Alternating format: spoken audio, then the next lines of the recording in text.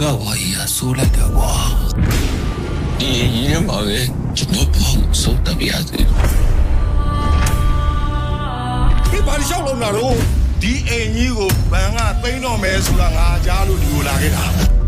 ဒါတော့ကြောက်စရာကောင်းတဲ့အိမ်ကြီးတရေ6တဲ့ဟိုတယ်ဆိုပြီးတော့တို့ကဖွင့်လိုက်မယ်လေကွာတရေ6တဲ့ဟိုတယ်ဆိုတော့Ghost Hotel မှာကျူးစုပါတယ်တို့က Ghost Driver ခွဲတာယူရို6တာလားရှယ်6တာလား Ghost Vibrator ကြီးနဲ့ဆိုသေးခါပြီးစင်းလာပါဘာ Vibrator လဲဒီတက်တာ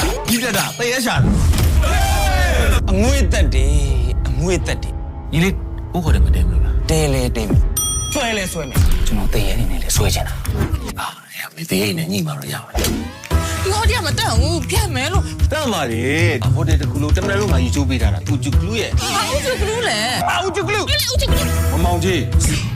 ဟိုလောကခေါ်လို့ရှိရင်အဲ့လိုထုံနေချမလို့လေ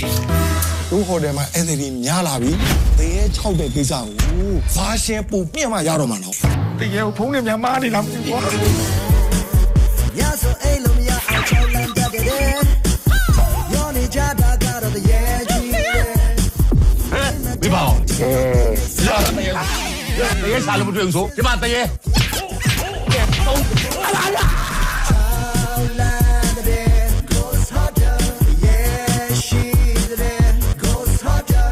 သူတို့ကငါကျန်းနေမ60ကျင်ဘူးကွာဖန်စီလေး6လို့မရဘူးငါ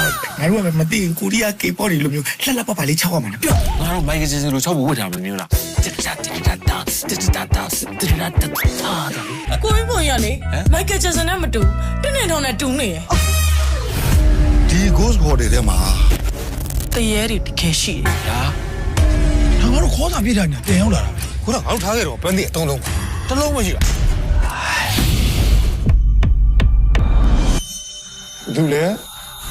လူလဲလို့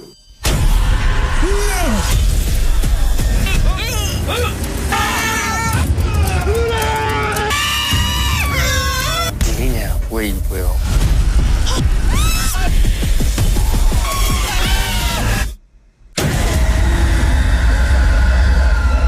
ဘိုးစောတယ်ဝဲပြီးတရေအတူ6စားနေပါလေဆိုမှ